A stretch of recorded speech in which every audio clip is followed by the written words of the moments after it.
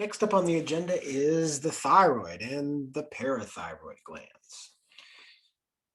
These two glands are located really just below the larynx, as you can kind of see from the picture right there. The thyroid is very big and robust. It has a couple different lobes. It does have a bunch of anatomy associated with it. The two halves are connected by an isthmus, but I'm not going to get into all the extensive anatomy associated with it, just a handful of things. Parathyroid, four little glands. We'll talk about that afterwards here very briefly, but they're located on the back of the thyroid gland.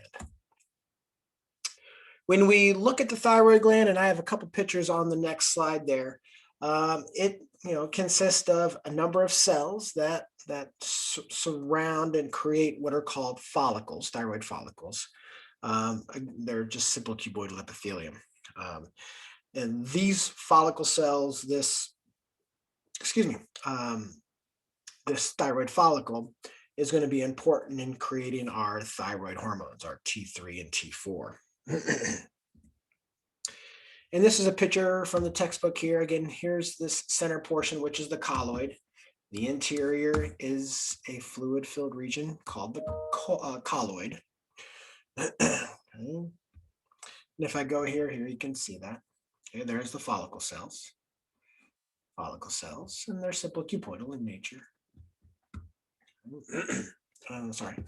Over here, you can see the same thing. All this is what constitutes the thyroid follicle, the follicular cells that surround the colloid fluid-filled center.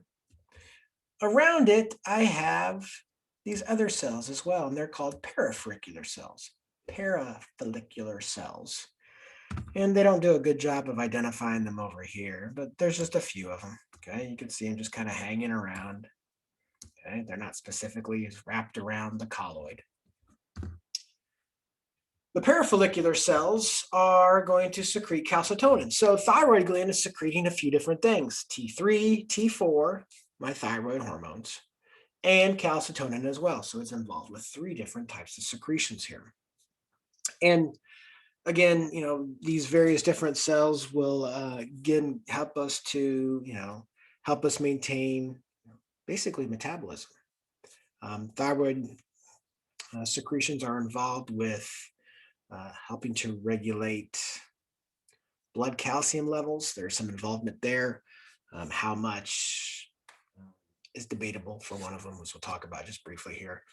But this is T3 and T4 levels rise and fall. That's what allows us to diagnose hyperthyroidism, like Graves' disease, or hypothyroidism, Hashimoto's disease, or Hashimoto's thyroiditis, I think is what they call it now. But Hashimoto's, that is a thyroid gland issue. So, and that depends on how much T3 and T4 we're making. This will also affect, the size of this thing as well, and cause the formation of, goiters and whatnot. So if we look at how 4 different steps are involved in this process to make our thyroid hormones, our T3 or T4. We make this creature, this molecule called thyroglobulin. All right, and it's made by these follicular cells. The follicular cells make it. Okay, again, these dudes that wrap around the colloid. These follicular cells.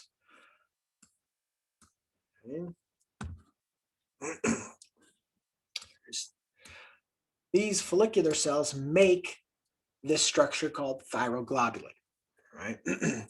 And it's the basic building blocks for our T3 and our T4.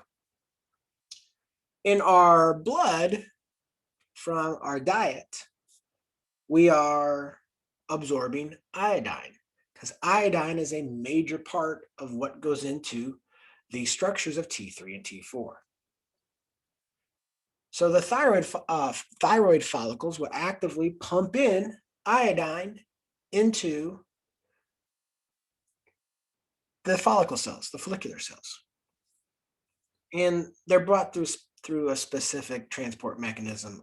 We're not going to get into it, right? But these thyroid follicle cells, okay, these follicular cells, they help us to make thyroglobulin and then package it up into a little bitty vesicle and dump it into the colloid.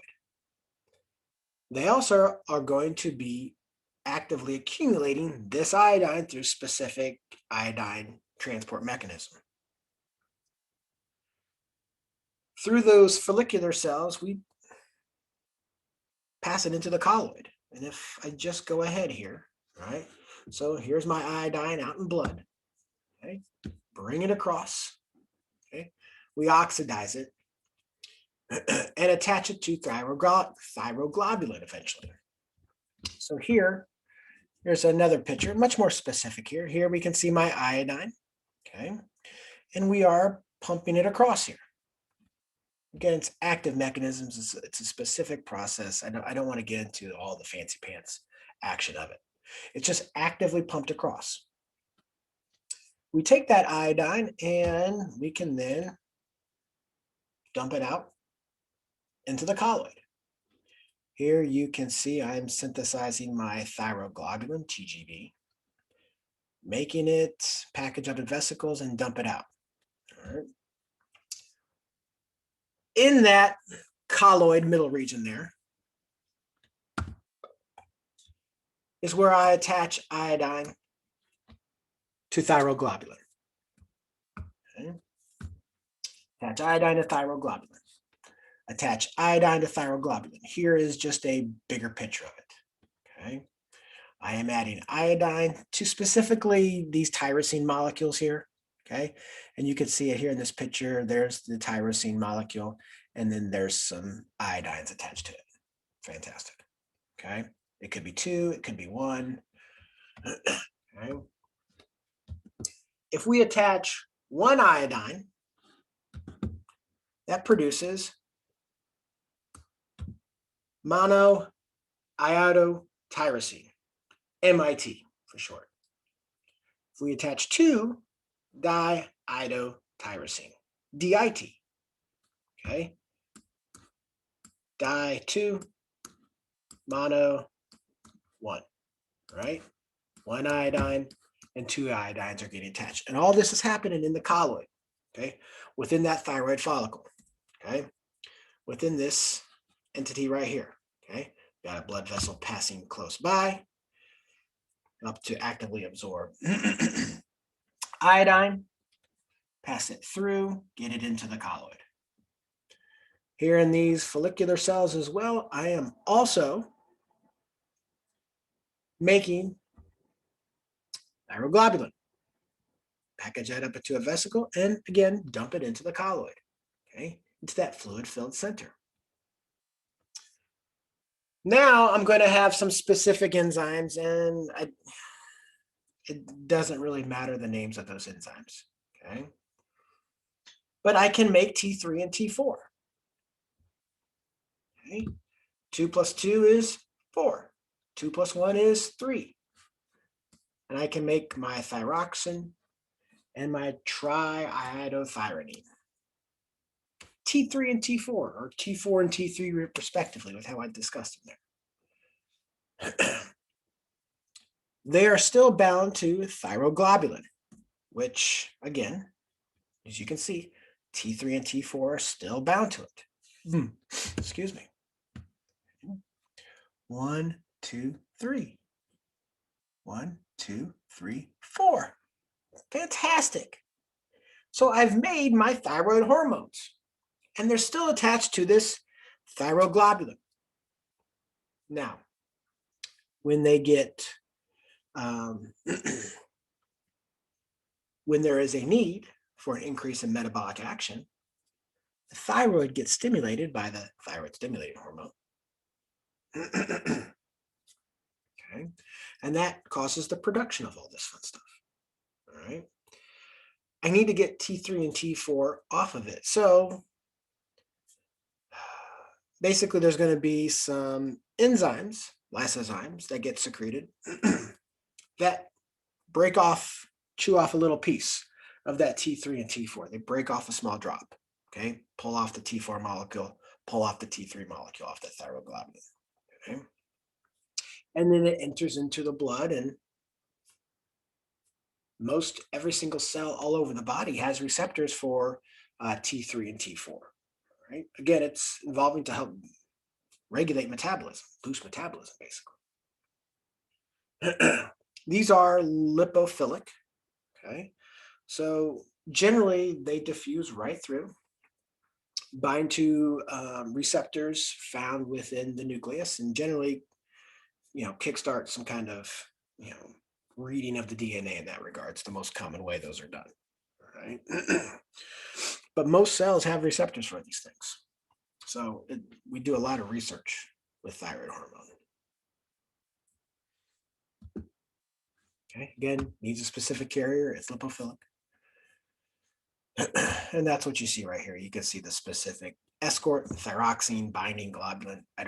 You don't need to know that, but there you can see. Okay, here you can see I've broken off a piece and bring in thyroglobulin, get T3 or T4 off, and then secrete it in.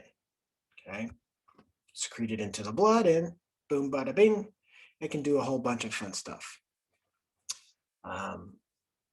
T4 is secreted in greater amounts for those that care. Secreted in greater amounts.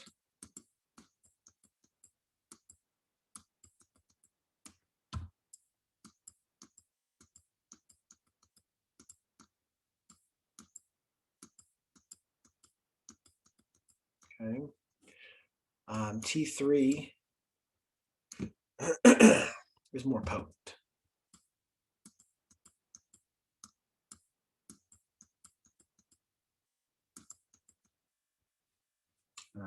I can convert T4 into T3 in the target cell as well.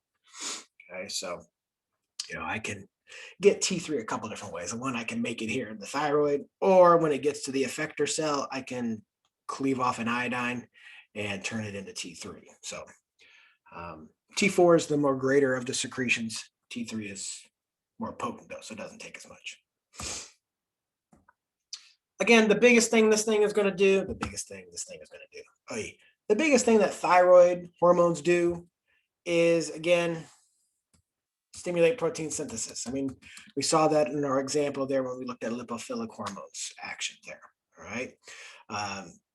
Again, the big thing is increasing metabolic rate.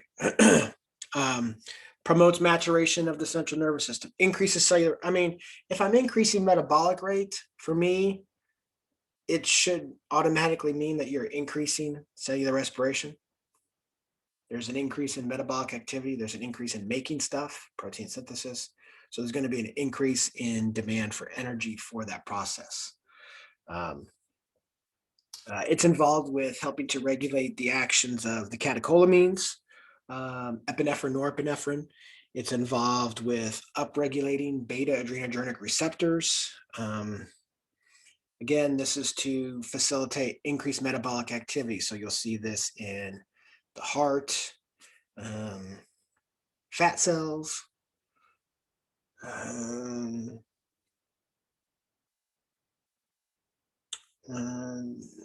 What else does this do? Helps to elevate your temperature. So T4 is going to be involved with that.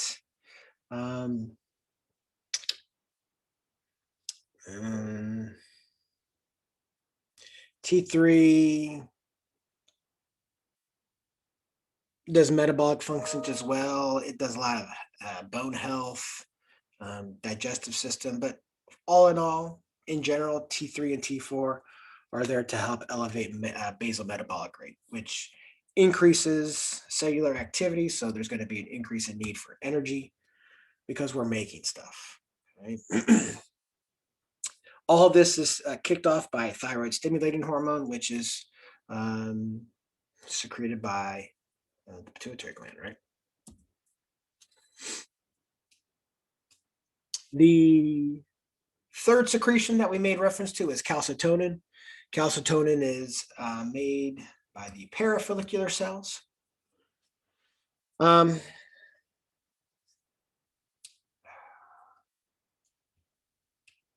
If we say it out loud, inhibits dissolution of calcium from bone. and stimulates excretion of calcium in the kidneys.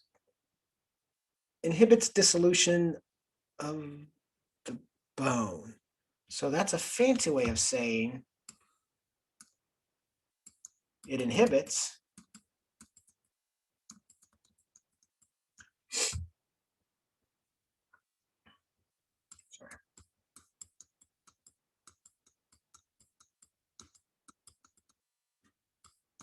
osteoclast activity.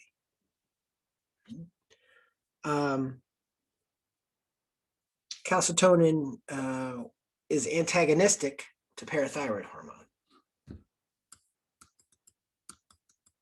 Antagonistic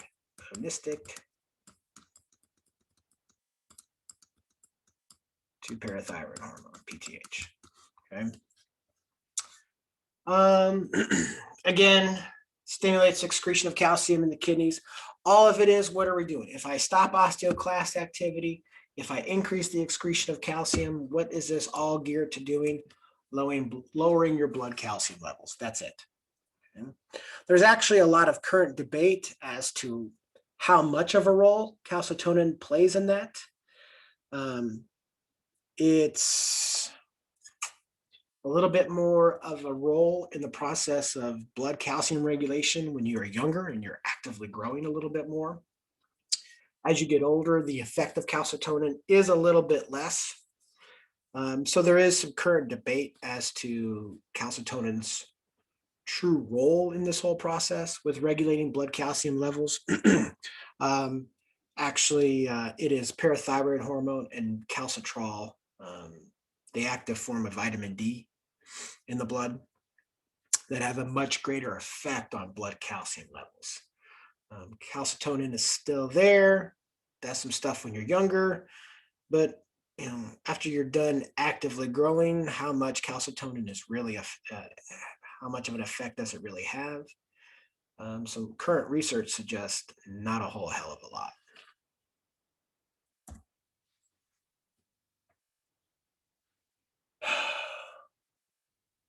The thyroid gland is weird. It can enlarge itself when you have too much iodine in the blood. It can increase in size if you have too little iodine in the blood. If we have an excess amount of thyroid or of iodine in the blood, that iodine gets picked up by the thyroid gland. Thyroid gland will enlarge to some degree and increase its production of some thyroid hormones, T3, T4.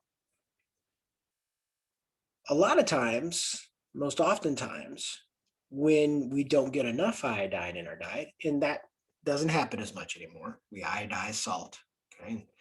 And salt is pretty much on dang near everything in the world. You have to go out of your way to not have it in. If you have too little iodine in the blood, the follicular cells enlarge. And they enlarge to try to increase their sensitivity to find any iodine in the blood that they can. And this creates that goiter. And if you've never seen one, there you go. Okay. Holy smokes, you can see the two wings of it, and you can almost, make out the isthmus in between them. All right. It's referred to as an endemic goiter. All right. So that's because of low iodine.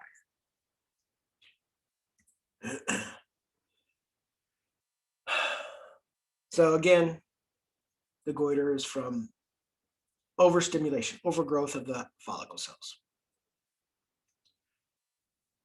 Because I don't have enough iodine to incorporate into T3 and T4, I can't make as much T3 and T4. So I have a drop in my thyroid, and that causes lower metabolic rates, and that's hypothyroidism, okay? Low metabolic rates. You're not going to be making as much energy. much ATP to do stuff. You're going to be much more tired and lethargic in that regard. So you see a noticeable weight gain. Poor adaptation to stress in general, but you get an accumulation of fluids within the body as well. And all of these are kind of hallmarks of some hypothyroidism. Graves' disease is hyperthyroidism, and that's really the opposite of hypothyroidism. There's a lot of stuff here. Just know, I mean, it's an autoimmune disorder, okay? And it stimulates excessive secretion of thyroid hormones, okay? A heck of a lot more common in women than men. Okay? And that's what can cause all the various kind of symptomatology, and bulging eyeballs are one of the symptomatologies associated with it, okay? Ophthalmalgia, okay? Exophthalmosis. I just love saying that word, right? So just know that Graves' disease is a hyperthyroidism situation where I get an overproduction of thyroid hormones. Again, causes some increase in size of the thyroid. Could be potentially goiterish in nature, not to that degree of endemic goiterism that we saw in that picture. But we can get an increase in size. Again, we're just stimulating excessive activity within that colloid, within that follicle cell, okay, within the follicle, thyroid follicle. If I was to look at it, I mean, what do the thyroid hormones do? They increase, basal metabolic rate. They increase metabolism, okay, cellular respiration. So if I have hyper, that means elevated. So I have, accelerated growth, right? If I'm lowering my basal metabolic rate, I'm slowing down, I'm impairing growth, all right? So, I mean, we see, much more lethargic, all right? Much more increase in activity level. You can see that coincides with sleep as well. Again, diminished pulse rate, probably something that is pretty common associated with this. You can find a very rapid heart rate when it comes to these individuals who have hyperthyroidism. Hypothyroidism, pulse is very slow, okay? They're tired, they're lethargic, so it's gonna be slow, right? The heart isn't contracting really fast, okay? I don't have a need to, deliver a whole lot of oxygen-rich blood to stuff to do things. All right. So all of these should hopefully kind of connect together to you. Psychological aspects. I mean, depression, apathy, emotional state. I mean, who's to say the emotional state isn't, apathy and depression after a while? I don't know. Hyperthyroidism associated with increased levels of T4. Hypo, decreased levels. Okay. Hypo, diminished. Hypothyroidism, diminished thyroid secretion, diminished thyroid hormones. Okay. So just pay attention to the stuff that I've checked there. Okay. To the stuff that I've checked: growth and development, pulse, thyroid hormone levels, T4 levels. Okay. Just pay attention to the stuff that I've kind of underlined here. All right. I don't need you to diagnose Graves' disease. Okay. I just need you to know that it's hyperthyroidism. Okay. And that stimulates excessive thyroid hormone production, which again goes to that increase in size. Which hypothyroidism can cause the same dang thing too. Not enough iodine within the blood. Okay. The follicular cells get huge to try to find any to upregulate themselves. Okay. So again, you can get an increase in size of this thing and cause a goiter situation, depending on whether you have too much or not enough when it comes to iodine, especially. On the backside of the thyroid gland, there is our 4 little parathyroid glands. Nothing too spectacular there. Parathyroid glands secrete parathyroid hormone. Okay. And again, this is stimulating osteoclast activity. Osteoclasts, remember, are those bone chewers. All right. So it increases their activity, which increases blood calcium levels. Not only does parathyroid act on the bone, so there's some receptors there inside, there are ways that we act on the kidneys.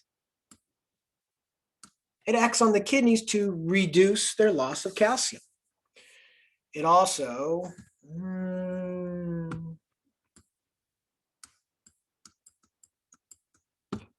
stimulates, that's a plus sign. Make sure I spelled this right, calcitrol. And calcitrol is the active form of just vitamin D, that's it. Okay.